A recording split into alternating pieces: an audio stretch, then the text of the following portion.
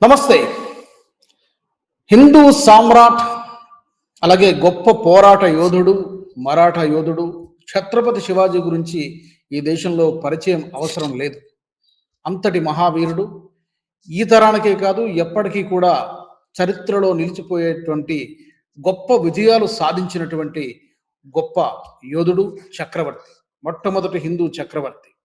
మరి అలాంటి ఛత్రపతి శివాజీ మహారాజ్ జీవితం గురించి ఈరోజు మనం గుర్తు చేసుకోవాల్సినటువంటి అవసరం ఉంది. ఫిబ్రవరి 19 జయంతి కాబట్టి ఈ సందర్భంగా ఆయన జీవితంలో సాధించినటువంటి గొప్ప విజయాలు, ఈరోజు ఈ తరానికి, భావితరాలకు, యువత పర్టికులర్గా ఏం నేర్చుకోవాలి ఛత్రపతి శివాజీని చూసి, వీటి గురించి క్లుప్తంగా మాట్లాడుకుందాం. నాతో జాయిన్ అవుతున్నారు ప్రొఫెసర్, అలాగే రాజకీయ విశ్లేషకులు మురళీ మనోహర్ గారు. నమస్తే మురళి గారు. నమస్తే రాజు గారు. చాలా ఉంటుంది చెప్పుకోవాలంటే ఛత్రపతి శివాజీ మహారాజ్ గురించి.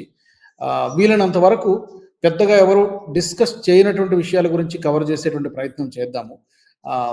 ముందుగా మీకున్నటువంటి మీ అబ్జర్వేషన్, ఈ రోజు ఉన్నటువంటి యువకులు ఏం నేర్చుకోవాలి ఛత్రపతి శివాజీ మహారాజ్ జీవితాన్ని చూసి? చాలా మందికి తెలియదు. అవును. అయితే గొప్ప విషయం రాజు గారు.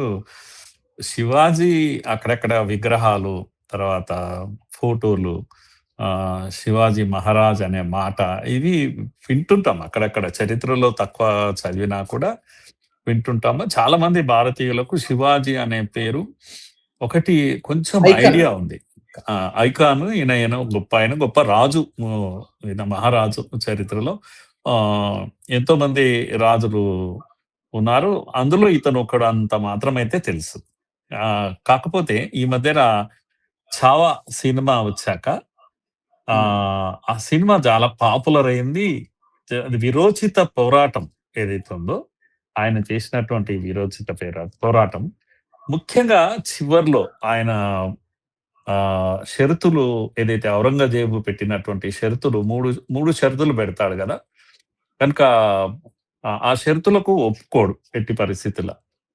కనుక నువ్వు నీ సంపద నాకు ఇచ్చేసేయాలి, తర్వాత నీ రాజ్యం నాకు ఇచ్చేయాలి, తర్వాత నువ్వు మతం మారాలి అని అంటే, అతను చెప్పింది ఏంటంటే, నువ్వు నన్ను బంధించి, నా రాజ్యంలో నన్ను బంధించి ఈ రాజ్యాన్ని అడుగుతున్నావు అంటేనే నువ్వు అర్థం చేసుకోవాలి నేను ఎటువంటి చక్రవర్తి. నేను లేకున్నా నా రాజ్యము నడుస్తుందని నీకు తెలుసు, అందుకే నువ్వు అడుగుతున్నావు. నన్ను బంధించాక నన్ను అడుగుతున్నావు రాజ్యం ఇచ్చేయాలి.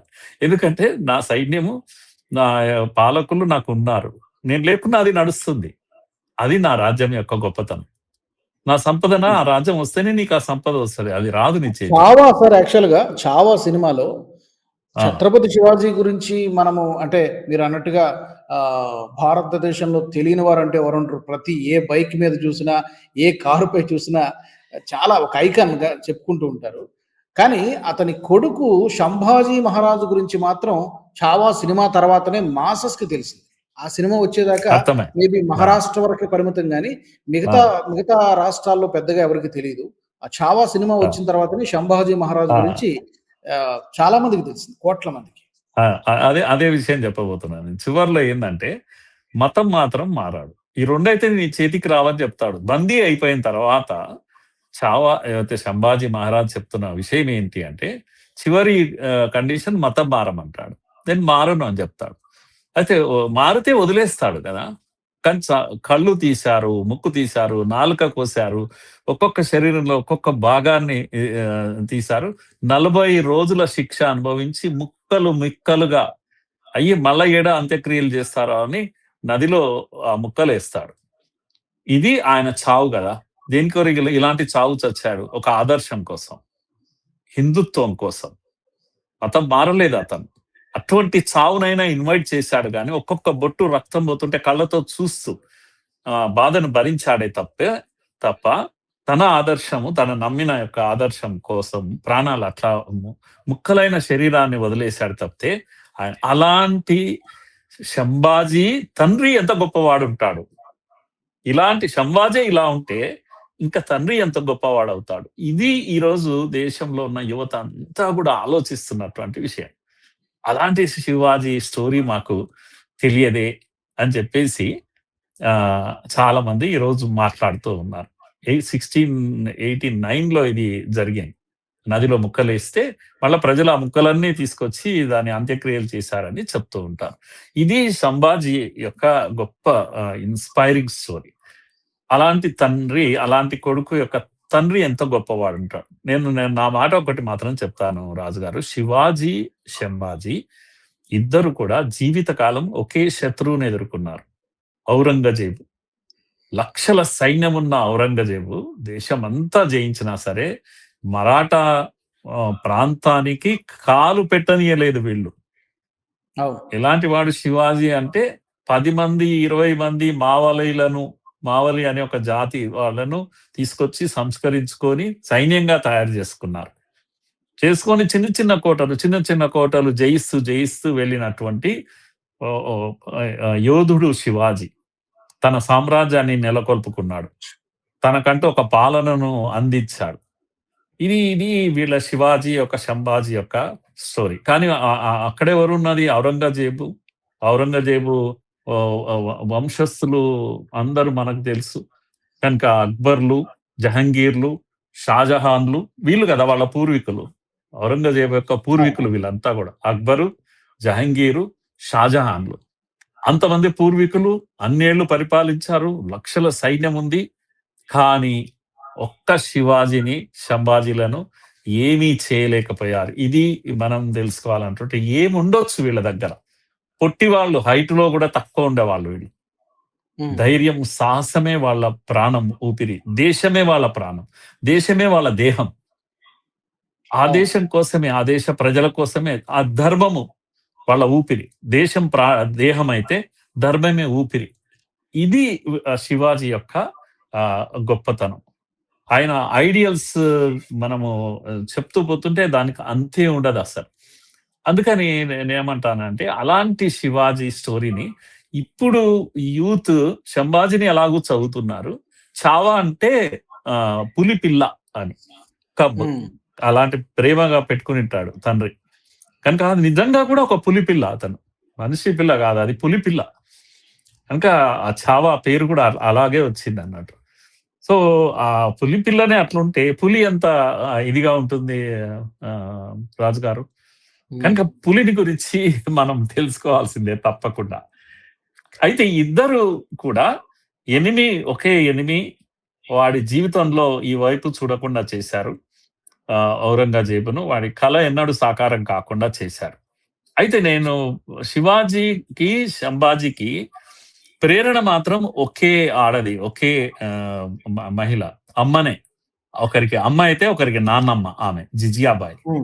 కనుక శివాజీగా ఎదిగాడు అంటే జిజియా, వాళ్ళ తల్లి జిజియా అన్నట్టు. తర్వాత శంభాజీగా ఎదిగాడు అంటే వాళ్ళ నాన్నమ్మ జిజియానే.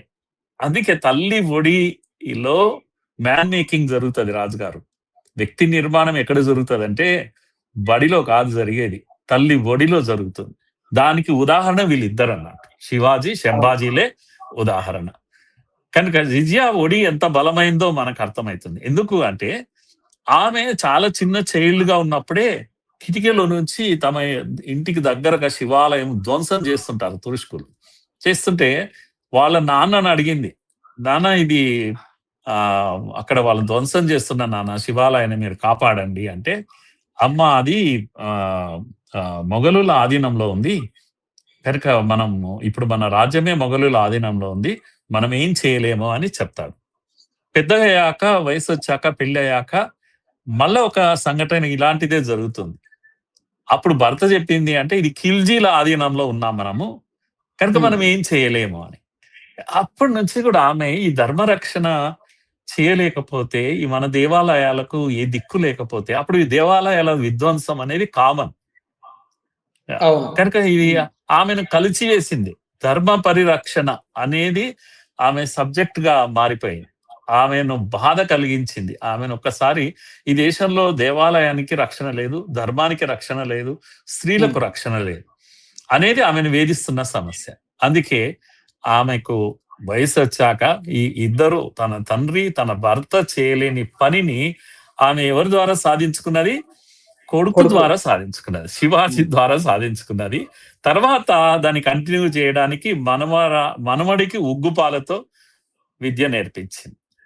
అందుకే ఆ అద్భుతమైన చరిత్ర మనం చదవాలి అంటే జిజియాబాయి గురించి చదవాలి, జిజియా గురించి తెలుసుకోవాలి. అటువంటి తల్లులు ఈ దేశంలో గనక తయారైతే, ఎందుకంటే ఆ షాహాజీ భోంస్లే ఆమె భర్త షాహాజీ భోంస్లే కూడా అంత గొప్ప ఇదేం కాదు. ఆదిల్ షా రాజ్యంలో ఆయన నౌకరీగా ఉంటాడు, వెళ్ళి బెంగళూరు వెళ్ళిపోతాడు. ఒకసారి ఆదిల్ షా ఆదేశిస్తే పెద్ద కొడుకుని తీసుకొని ఆయన బెంగళూరు వెళ్ళిపోతాడు. కనుక చిన్న కొడుకు శివాజీ మాత్రం ఎవరి దగ్గర ఉన్నాడు అంటే ఆ జిజియాబాయితో పెరిగాడు. అందుకే ఆయనకు అక్కడనే ఒక 16 ఏళ్ల వయసులోనే మనము సింహగఢ్ స్టోరీ చదువుతాం అన్నట్టు ఈయన చరిత్రలో. అది డీటెయిల్స్ వెళ్ళకపోయినా ఆ సింహగఢ్ దూరంగా కొండ పైన జెండా, అదేంది, సింహగఢ్ పైన ముస్లింల జెండా ఎగురుతుంటే కొడుకును పిలిచి అడుగుతుంది, అది నాకు కావాలని అడుగుతుంది. అక్కడ స్టార్ట్ అవుతుంది. వీళ్ళంతా కూడా శివనరే అనేటువంటి చిన్న చిన్న సామ్రాజ్యం, ఆదిల్ షాలు ఇచ్చినటువంటి చిన్న సామ్రాజ్యానికి ఈయన చేతిలో ఉంటుంది, వీళ్ళ నాన్న చేతిలో. షహాజీ భోంస్లే నాయకత్వంలో ఉంటది. ఆయన ఆదిల్ షా ఆదేశించడానికి భార్య చేతిలో పెట్టి వెళ్ళిపోతాడు. అదొక చిన్న సామ్రాజ్యం, దాంట్లో శివాజీ పెరుగుతాడు. కానీ తల్లి అడిగిన మాటకు మొదటి దాడి అక్కడ చేస్తాడు. 16 ఏళ్ల వయసులోనే దాడి చేస్తాడు, విజయం సాధిస్తాడు. ఆ తర్వాత వరుసగా ఆయన చిన్న వయస్సు వాడేగానే పూణే ఇనాయత్ ఖాన్ పైన దాడి చేస్తాడు, పూణే రాజ్యాన్ని చేతిలోకి తీసుకుంటాడు. చాగన్ అనేటువంటి దాంట్లో ఫిరంగో అనేటువంటి రాజును చంపేసి తీసుకుంటాడు. కొండనా అనేటువంటి దాంట్లో ఆదిల్ షా వాళ్ళ గవర్నర్ ఉంటాడు, అక్కడ ఆయన పైన దాడి చేస్తాడు, తన చేతిలోకి. ఇవన్నీ చూసేసరికి ఆదిల్ షాకు భయమేస్తుంది, వీడు ఎవడో చిన్న చిన్న కోటలు అన్ని జయిస్తూ పోతున్నాడు అనేది థ్రెట్ గా భావిస్తాడు. అప్పటి నుంచి శివాజీ మాలవీయులను తయారు చేసుకోవడం, తనకంటూ నమ్మకమైన వ్యక్తులతో సైన్యాన్ని తయారు చేసుకోవడము, అలా అలా చిన్న చిన్న కొండలను కోనలను జయిస్తూ పోవడము, మెల్లమెల్లగా ఆయన యుద్ధాలు పెద్ద ఎత్తున చేస్తూ పోవడం. ఆదిల్ షా నాయకత్వంలో మళ్ళా తిరిగి శివాజీ పైన యుద్ధం చేస్తాడు ఆదిల్ షా కూడా. 1959 అనుకుంటాను. మనందరికీ చెప్పే పెద్ద స్టోరీ వింటాం రాజు గారు. అఫ్జల్ ఖాన్ అని ఒక దుర్మార్గుడు ఉంటాడు, చాలా ఎత్తుగా ఉంటాడు, ఇది ఉంటాడు, సైన్యాధికారి ఎవరికి, ఆదిల్ షాకు. వాడు వేల మంది లక్షల మంది సైన్యంతో వస్తాడు. సో అతన్ని అఫ్జల్ ఖాన్ హత్య శివాజీ జీవితంలో ఒక పెద్ద మలుపు అది. కనుక మన జీవితంలో శివాజీ సక్సెస్ రేటును, తెలివితేటలను మనం చూడాలి అంటే అఫ్జల్ ఖాన్ యొక్క హత్యను మనం స్టడీ చేయాల్సినటువంటి విషయం. ఎందుకంటే అలాగే ఇంకొక ఉదంతం కూడా చెప్పండి సార్, చెప్పండి. శివాజీ దేనికి ప్రసిద్ధి అంటే ఎప్పుడు కూడా ఆయన యుద్ధాన్ని ఎప్పుడు ఎలా చూస్తారంటే 90% ప్రిపరేషను, 10% స్థానికంగా అప్పటికప్పుడు వచ్చే సమస్యలు, ఇలా యుద్ధాన్ని విభజిస్తారు. కనుక 90% నీ ప్లానింగ్ తోటే జరగాలి, దీన్నే నమ్ముతాడు. అందుకే ఆయన సీక్రెట్ ఆఫ్ ఈ సక్సెస్ ఏంటి అంటే ఈ ఫార్ములానే. దీంట్లో ఆయన ప్రిపరేషన్ లో planning in advance, planning in detail అని ప్లానింగ్ లో మనం మేనేజ్మెంట్ స్టడీస్ లో చూస్తాం. శివాజీని స్టడీ చేసే వాళ్ళంతా కూడా ఈరోజు చాలా దేశాల్లో శివాజీ మేనేజ్మెంట్ స్టడీస్ కూడా ఉన్నాయి యూనివర్సిటీస్ లో. కనుక యుద్ధాలనే కాదు, పరిపాలన కూడా. అసలు రాజుగారు ఒక మాట చెప్పాలంటే చాలా మందికి తెలియని విషయం ఏమంటే, జీవితకాలం యుద్ధాలు చేస్తాయి. 50 ఏళ్లే బ్రతికాడు, 50 ఏళ్ళు యుద్ధాలు చేస్తూ బ్రతకలేదు, 6 ఏళ్ళు మాత్రమే యుద్ధం చేశాడు ఆయన. సుమారుగా 35 ఏళ్ళు ఆయన చక్కటి సామ్రాజ్యాన్ని అందించాడు. అందుకే ఆయన అందరికీ ఏమంటాం, ప్రీతి పాత్రమైనటువంటి వాడు, అందరూ ఇష్టపడేటువంటి రాజు ఎవరంటే శివాజీ. అందుకే మేనేజ్మెంట్ స్టడీస్ లో ఆయన చెప్పేది ఏంటి అంటే planning in advance, planning in edit. అందుకే అఫ్జల్ ఖాన్ హత్యని కనుక మీరు చూసినట్టయితే అఫ్జల్ ఖాన్ ను పిచ్చోని చేస్తాడు. కొన్ని రోజులు వాడు వచ్చేటప్పుడే దారిలో టెంపుల్స్, గ్రామాల మీద దాడి, మహిళలను ఎన్నో విధ్వంసం చేస్తుంటాడు. కానీ గొరిల్లా యుద్ధాలకు ప్రసిద్ధి శివాజీ. అప్పట్లో గొరిల్లా యుద్ధాలు ఎవరికి తెలియదు, ఎందుకంటే సమయము సందర్భం బట్టి 100 అడుగులు వెనక్కిపోవడం ఈ లక్షణం అన్నట్టు. కానీ వచ్చి పడ్డాడు, విరుచుకు పడ్డాడంటే వాడికి చావు తప్ప ఇంకో దిక్కు ఉండదు. ఇది శివాజీ యొక్క ప్రత్యేకత. ఆ రోజుల్లో దాన్ని స్పెషల్ గా ఆయన క్యారెక్టర్ ను విజిగీషి ప్రవృత్తి అని అంటారు. అంటే యుద్ధంలో తగ్గడం నేర్చుకోవాలని, ఎక్కడెక్కడ తగ్గాలి, ఎప్పుడు. ఇలా ఆయన చేసిన దాడిలో అఫ్జల్ ఖాన్ చంపడం తోటే ఆయన చాలా పాపులర్ అయిపోతాడు. ఇక నాకు తిరుగులేదని ఈయనకు తిరుగులేదు అని బీజాపూర్ సుల్తాన్లు భయపడిపోతారు ఒక్కసారికి. అందుకే శివాజీ గనక స్టోరీ గనక చూస్తే పూణే దగ్గర ఉన్న చిన్న చిన్న కోటలు 300 కోటలను జయిస్తాడు ఒక దశలో అతను. చిన్న కోటలను అన్నిటినీ జయించేసి ఆదిల్ షా వీళ్ళందరూ ముఖ్యమైన వాళ్ళందరూ కూడా, ఆదిల్ షాను అక్కడ సౌత్ లో ఆదిల్ షాను, ఇక్కడ మన తెలంగాణ వైపు వీళ్ళను నిజాం వీళ్ళను ప్రత్యేకమైన స్టడీ చేసి పెట్టింటాడు శివాజీ. ఇది గొప్ప విషయం ఏంటంటే, ఎందుకు వీళ్ళిద్దరిని ఇంకొకరు ఎవరు ఔరంగజేబు, జీవితకాలం ఫైట్ చేసిన ఔరంగజేబు ముగ్గురిని స్టడీ చేస్తాడు. ఎందుకనంటే వీళ్ళ ముగ్గురిని శత్రువులుగా పరిగణిస్తారు. ఈ శత్రువుల్లో కూడా ఆయన వీళ్ళిద్దరిని పర్మనెంట్ శత్రువులుగా చూడాడు. ఎందుకంటే వీళ్ళిద్దరు ఇండియన్స్, భారతీయులు, తర్వాత మతం మారారు, ఆదిల్ షా అండ్ కుతుబ్ షా. అందుకని శాశ్వతంగా వీళ్ళతో యుద్ధాలు చేయలేదు. శాశ్వతమైన శత్రువు ఎవరంటే ఔరంగజేబు, వాడిని పూర్తి చేయాలి అనేది ఆయన దృష్టిలో ఉండేది. ఇది ఆయనకున్నటువంటి గొప్ప లక్షణము రాజు గారు. కరెక్ట్, మీరు అన్నట్టుగా ఇంకోటి కూడా చెప్తూ ఉంటారు. ఆయన 1666లో ఔరంగజేబు అతను బంధించినప్పుడు ఏ విధంగా తప్పించుకున్నాడు అనేది కూడా, ఔరంగజేబు కూడా ఆశ్చర్యపోయినంతగా ఆయన తప్పించుకోవడం అనేది ఆగ్రా తప్పించుకోవడం. ఆగ్రా, అవును, ఆగ్రా కోట నుంచి తప్పించుకొని వస్తారు. అయితే ఇక్కడ వీళ్ళు సౌత్ లో వీళ్ళని ఇద్దరిని, అంటే ఇక్కడ మన దగ్గరికి నిజాం వీళ్ళనేం పట్టించుకోలేదు ఆయన. వీళ్ళు రాలేదు, వాళ్ళపై ఆదిల్ షాను వాళ్ళ బీజాపూరును తాను చేసేస్తాడు. ఔరంగజేబును ఖతం చేశాక వాళ్ళందరూ కూడా ఆయన చేతిలో ఓడిపోతారు. ఇంకా తిరుగులేని రాజ్యాన్ని వెళ్తున్నప్పుడు ఔరంగజేబు కూడా భయం వేస్తుంది ఒక దశలో. కనుక ఇంకా ఔరంగజేబు వైపు వెళ్ళడం కూడా ప్రయత్నిస్తారు. అహ్మద్ నగర్ జునార్ రాజ్యాన్ని పోయి దాడి చేసి సంపదను కొల్లగొట్టుకొని వస్తాడు. ఎందుకొరకంటే యుద్ధాలు చేసి డబ్బు అయిపోయి ఉంటుంది ఈయన సైన్యానికి. అప్పుడు భయపడతాడు ఎవరు, ఔరంగజేబు. షాయిస్తా ఖాన్ ను పంపిస్తాడు ఔరంగజేబు. శివాజీ పైన లక్షల మంది సైన్యంతో దండయాత్రకు వస్తాడు. ఇప్పుడు మనం చూడాల్సింది ఏంటంటే, పూనా దగ్గర ఇవన్నీ చేసినప్పటికీ కూడా షాయిస్తా ఖాన్ వచ్చినప్పుడు సింపుల్ గా వాడేదో ప్రపోజల్ చేస్తే సరేనని ఒప్పుకుంటాడు. ఒప్పుకొని ఆ యుద్ధాన్ని అవాయిడ్ చేస్తాడు. మన శివాజీ చరిత్రలో చాలా యుద్ధాలను అవాయిడ్ చేసిన చరిత్రను మనం చూడాలి తప్పకుండా. షాయిస్తా ఖాన్ దగ్గర గొరిలా యుద్ధం చేస్తాడు. తర్వాత అది ఏంటి, జునాడు సంపదనంతా కొల్లగొడతాడు. ఇంకా భయపడేసి ఔరంగజేబు జయసింగ్ అని తన జనరల్ ను పంపిస్తాడు. 1,50,000 సైన్యంతో పంపిస్తాడు. జయసింగ్ తో మాత్రం యుద్ధం చేయడు మన శివాజీ. ఆయనతో చిన్నగా ఒక ఒప్పందానికి మాట్లాడుకుంటే సరే సంధి కుదురుతుంది. అప్పుడు ఔరంగజేబు చాలా పొగడతాడు శివాజీని. చాలా తెలివైన వాడు బాబు, నువ్వు నీ అంత తెలివైన వాడు ఒకడు లేడు, అసలు నీ లాంటి వాడు ఒకడు నా దగ్గర ఉంటే నేను ఆఫ్ఘనిస్తాన్ ఆయన టార్గెట్ ఉంటది, ఆఫ్ఘనిస్తాన్ ఎప్పుడూ జయించేవాడిని అని చెప్పి సంధి చేసుకుంటాడు శివాజీ తోటి. రమ్మని పిలుస్తాడు, ఆగ్రాకు పిలుస్తాడు. అప్పుడు తండ్రి కొడుకులు పోతారు ఇద్దరు కూడా. అప్పటికే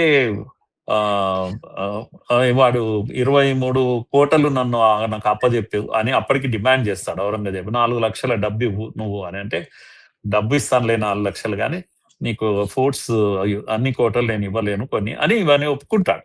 కానీ అక్కడ ఏంటంటే ఆయన మాట్లాడిన తీరు, ఔరంగజేబు మాట్లాడిన తీరుతో అవమానం ఫీల్ అవుతాడు శివాజీ గారు.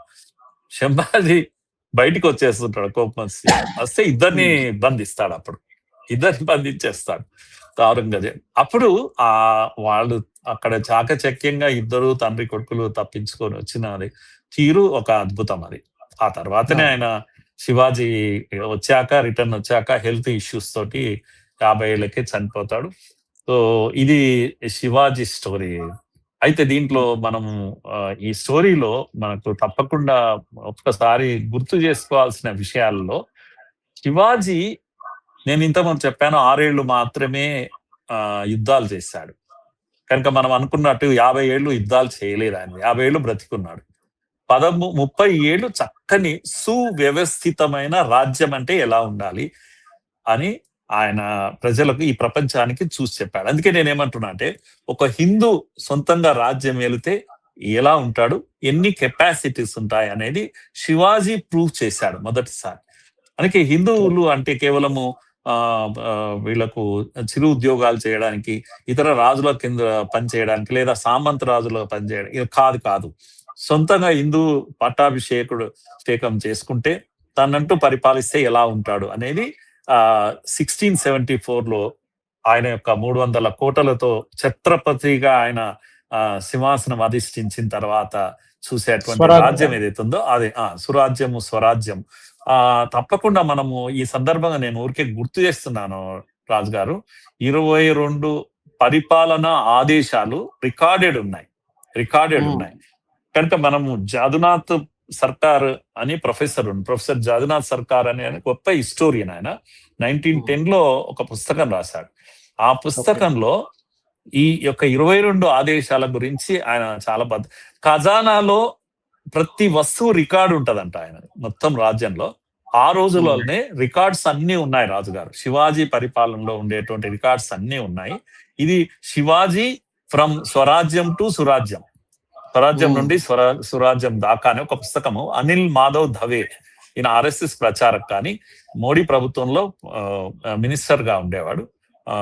17లో అనుకుంటా, 2017లో 16లో చనిపోయారు. వారు రాసిన పుస్తకం ఇంకా అద్భుతం. కనుక పరిపాలనలో మనం శివాజీ పరిపాలనలో 5 అంశాలు, ప్రత్యేకమైన అంశాలు ఉంటాయి. వ్యవసాయం ఎలా ఉండాలి, వాణిజ్యం ఎలా ఉండాలి, విదేశీ వ్యవహారాలు ఎలా ఉండాలి, సైన్యం విషయం ఎలా ఉండాలి, అలాగే విద్యా విధానం. ఇవన్నీ విధానాలు శివాజీకి స్వయంగా ఉన్నాయి. ఆయనకంటూ విధానాలు ఉన్నాయి. దీన్ని మనం స్టడీ చేయాలంటే మాత్రం ఈ అనిల్ దవే పుస్తకాన్ని చదివితే మనకు అర్థమవుతుంది పరిపాలన. ముఖ్యంగా మోడీ చెప్పిన పుస్తకం పేరు స్వరాజ్యం నుండి సురాజ్యం వైపు అని. శివాజీ స్వరాజ్యం నుండి సురాజ్యం వరకు అని అనిల్ దవే ఆయన రాసిన పుస్తకం. మోడీ కూడా దీన్ని స్టడీ చేస్తాడు. శివాజీ రాజ్యాన్ని చాలా మటుకు వాటిని కాపీ చేస్తాడు ఇప్పటికి కూడా. నేను మినిమం గవర్నెన్స్ మాక్సిమం ఇది ఉంటుంది చూడండి ఆయన స్లోగన్, అది శివాజీ స్లోగన్ అది. అలాగే మొదటిసారి మన నౌకా దళాలను తయారు చేసింది కూడా శివాజీనే. మొదటిసారి నాణ్యం, రాజ్యానికి తనకంటూ ఒక నాణ్యం ఉండాలని చెప్పేసింది, తయారు చేసింది ఆయన్నే. కనుక శివాజీ మేనేజ్మెంట్ స్టడీస్ చాలా గొప్పగా ఉంటాయి. జేమ్స్ డగ్లస్ అని మిలిటరీ సెక్రటరీ తన పుస్తకంలో రాశాడు రాజు గారు, శివాజీ కనుక ఇంకొక 5 ఏళ్లు బ్రతికుంటే ఈ దేశంలో బ్రిటిష్ రాజ్యం వచ్చేది కాదు అని రీజన్స్ చెప్తాడు, ఎందుకొరకు అనేది చెప్తాడు. ఎందుకంటే ఆయన ఎనిమీస్ ని ఎలా స్టడీ చేశాడు, ఎలా అయితే మీకు మన నిజాం నవాబులను లేకపోతే ఆదిల్ షాలను వీళ్ళందరినీ ఎలా స్టడీ చేశాడు, బ్రిటిష్ వాళ్ళని కూడా ముందే స్టడీ చేసేవాడు, అరికట్టేవాడు. ఎవ్వరము వచ్చేవాళ్ళం కాదు. అదొకటి మన అదృష్టం ఇక్కడికి రావడానికి. రెండోది, అప్పుడప్పుడే నౌకా దళాన్ని నిర్మాణం చేసే పనిలో ఉన్నారు, తర్వాత ఆయన చనిపోయారు. ఒకవేళ అది పూర్తయింటే మనం సముద్ర మార్గంలో ఇక్కడికి వచ్చేవాళ్ళం కాదు. ఈ 2 విషయాలు రికార్డెడ్ విషయాలు ఇవన్నీ కూడా. కనుక శివాజీ అంటే కేవలము ఈ మధ్య కాలంలో కొందరు మాట్లాడుతున్నారు రాజుగారు, ఏంది ఆయన ఓబీసీ చెందినవాడు కనుక ఆయనను RSS వాళ్ళు క్యాప్చర్ చేశారు కనుక మనం ఇలాంటి పిచ్చి మాటలన్నీ కొందరు మాట్లాడుతున్నారు. ఒక విషయం రాజుగారు, మనుషులందరూ కూడా ఏదో ఒక చిన్న ఐడెంటిటీ, కులము, మతము, ప్రాంతము, గ్రామము, రాష్ట్రము, దేశం, ఇవన్నీ ఐడెంటిటీస్. ఇవన్నీ మించి కొందరు గ్లోబల్ పర్సనాలిటీగా ఎదుగుతుంటారు. ఉదాహరణకు మనకు గొప్ప యోధుడికి కులాన్ని ఆపాదించడం అనేది ఆపాదించడం. ఆయన హిందూ పద పాదుషాహి అని ఆయనకు పేరుంది. మరి మీరు దీన్ని ఒప్పుకుంటారా? ఆయన ఓబీసీగా వర్ణించేవాళ్ళు. ఒక్కటి ఏంటంటే, ఆ రోజుల్లో కూడా పట్టాభిషేకం జరిగేటప్పుడు కాంట్రవర్సీ వచ్చింది. బ్రాహ్మణ్ నుండి ఈయన క్షత్రియుడు కాదనే మాట నిజం అది. అయితే అప్పటికప్పుడు వారణాసి నుంచి ఒక ఎక్స్పర్ట్ అయినటువంటి గాగా భట్టును పిలిపించారు. ఆయన వచ్చి అన్ని స్టడీ చేసి నో ఈయన సింధియా దీంట్లో చెందినవాడు. అందులో క్షత్రియ క్యారెక్టర్స్ ఉండేవాళ్ళు కొందరు ఉంటారు. అలాంటి క్షత్రియ లక్షణాలు భౌతికంగా లేకపోతే వీటికంగా ఎమోషనల్ గా అన్ని కలిగిన వాడు, ఈయనను మించిన మహారాజు ఇంకొకరు ఎవరు లేరు అని చెప్పి పట్టాభిషేకం చేయించి పోతారు. ఇది చరిత్రలో జరిగింది. దీని నుంచి లెసన్స్ నేర్చుకున్నాం మనం. డాక్టర్ జీ 1925 లో సంఘం ప్రారంభించడానికి కూడా కారణం ఇదే. ఈ దేశాన్ని విభజించే శక్తి ఒకటి కులం. కనుక ఈ కులం నుంచి దూరం కావాలి, ఈ సమాజం ఒక్కటి కావాలంటే, హిందూ సమాజం ఒక్కటి కావాలంటే ఈ కుల వైషమ్యాల నుంచి దూరం కావాలి. అందుకే శివాజీనే ప్రేరణ సంఘానికి, RSS కు. అందుకే RSS ప్రారంభమైంది, శివాజీ ప్రేరణగానే ప్రారంభమైంది. మీరు వచ్చి ఈ మధ్య కాలంలో కులాల చిచ్చు పెట్టి మావాడు మీవాడు ఇదంతా ఏంది? కులాలు గాంధీజీకి ఒక కులం పెడతారా?